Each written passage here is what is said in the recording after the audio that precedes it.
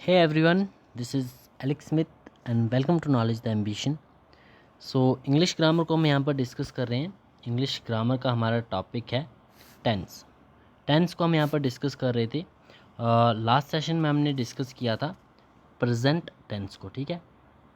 Present tense को complete हमने यहाँ पर डिस्कस कर लिया था कि किस तरह से प्रेजेंट के जो टाइप्स हैं, like present indefinite, present continuous, present perfect और प्रेजेंट परफेक्ट कॉन्टिन्यूस, इन्हें कैसे आइडेंटिफाई करते हैं उसके रिगार्डिंग हमने कुछ एक इम्पॉर्टेंट फैक्ट्स देखे थे, ठीक है।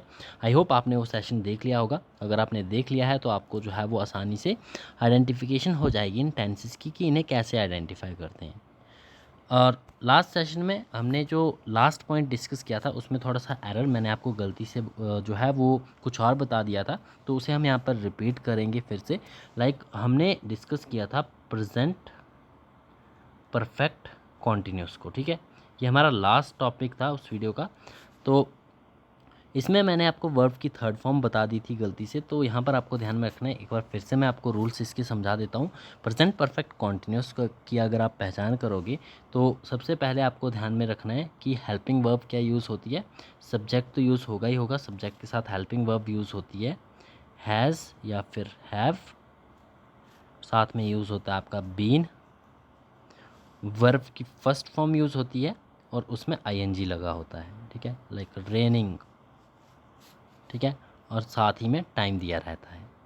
तो ये सर्कमस्टांसेस बनते हैं आपके प्रेजेंट परफेक्ट कॉन्टिन्यूस के। हैज़ या हैव, साथ में बीन यूज़ होता है, वर्ब की फर्स्ट फॉर्म में आईएनजी लगा रहता है और टाइम भी दिया रहता है। तो ये सभी अगर सिचुएशंस मैच करती है तो आप आसानी से आइडेंटिफाई कर पाओगे कि ये टेंस जो है, सेंटेंस जो है वो किस फॉर्म में है, प्रेजेंट परफेक्ट कॉन्टिन्यूस में है, ठीक है। चलिए आज के सेशन को शुरू करते हैं। आज का हमारा टॉपिक रहेगा पास्ट टेंस।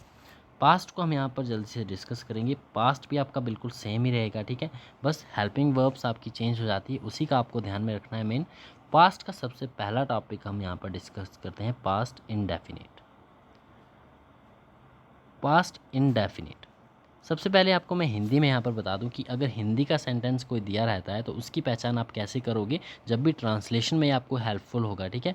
ट्रांसलेशन आप करना चाहोगे तो वहाँ पर आपको हेल्पफुल होगा। पास्ट इनडेफिनिट टेंसेस की आप पहचान कैसे करोगे हिंदी में, तो इन वाक्यों के अंत में जो है ये आता है ता थी, ता था, ती थी या फिर ते थे, इस तरह के शब्द आते हैं। लाइक ता था, करता था, या फिर करती थी, या फिर करते थे। तो ये ता था, ती थी और ते थे, इस तरह के शब्द आते हैं, ठीक है। इंग्लिश में आप कैसे इसको आइडेंटिफाई करोगे, तो इंग्लिश के रूल्स क्या कहते हैं इनडेफिनिट के, पास्ट इनडेफिनिट के। सब्जेक्ट यूज़ होता है, ठीक है। सिंपल टेंस की हम बात कर रहे हैं, सब्जेक्ट यूज़ होता है, वर्ब की सेकंड फॉर्म यूज़ होती है और साथ ही में यूज़ होता है आपका ऑब्जेक्ट। और इसी के साथ नेगेटिव का आपको ध्यान में रखना है, तो subject plus helping verb did use होती है।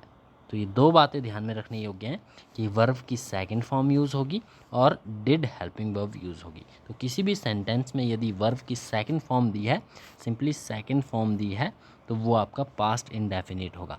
और यदि हेल्पिंग वर्ब डिड का भी यूज़ किया गया है तो वो आपका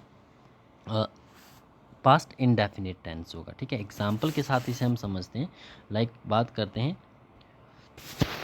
राम घर गया, राम घर गया, went home.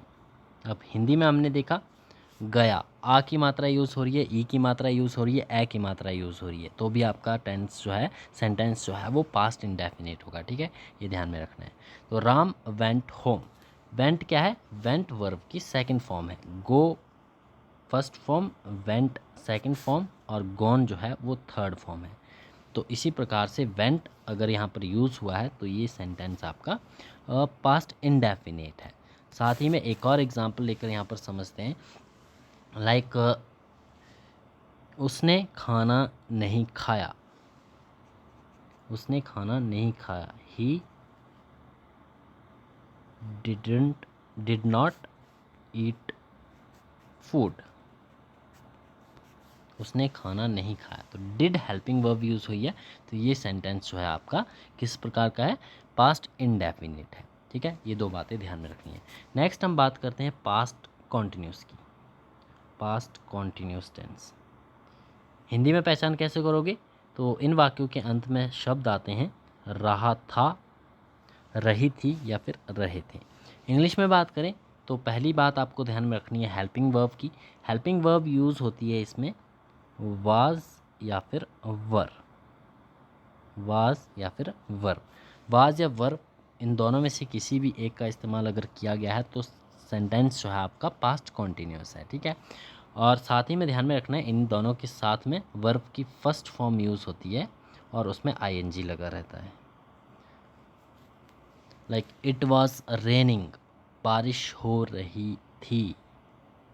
There was raining, वहाँ बारिश हो रही थी, ठीक है। रही थी, रहे थे, वाज यूज़ हो रहा है। और वर्ब की रेन की फर्स्ट, रेन जो है आपकी वर्ब है और रेन में आईएनजी लगा हुआ है, रेनिंग, तो ये आप आइडेंटिफाई कर पाओगे कि ये पास्ट कॉन्टिन्यूस टेंस है, ठीक है। ये दो ही बातें ध्यान में रखनी है। नेक्स्ट हम बात करते हैं पास्ट परफेक्ट की। परफेक्ट को हिंदी में कैसे आप पहचान करोगे?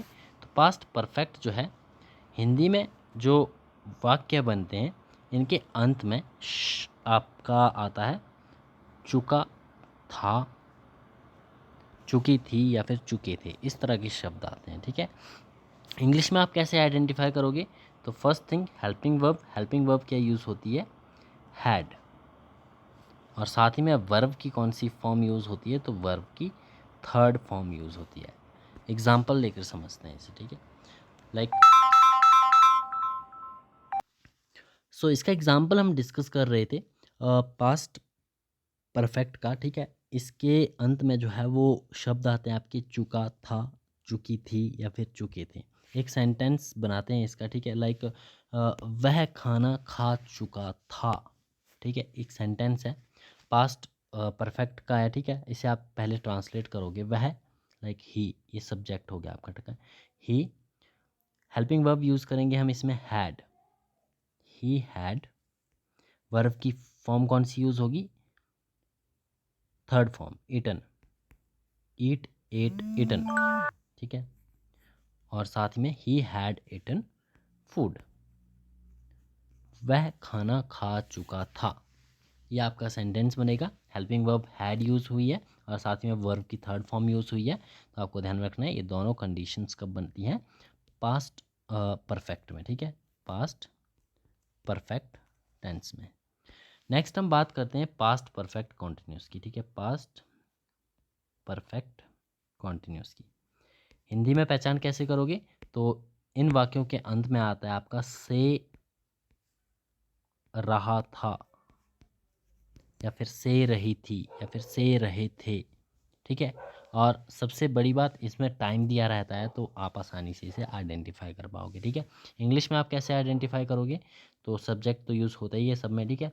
Subject plus helping verb same आपकी यूज़ होगी विच इज़ हैड। साथ में बीन का इस्तेमाल किया जाता है, हैड बीन। और वर्ब की फर्स्ट फॉर्म में आईएनजी लगा रहता है, वर्ब की फर्स्ट फॉर्म में आईएनजी प्लस टाइम दिया रहता है, ठीक है। तो ये कंडीशन जब मीट होगी तो आप आसानी से पहचान लोगे कि टेंस जो है किस फॉर्म में है, पास्ट परफेक्ट कॉन्टिन्यूस की फॉर्म में है।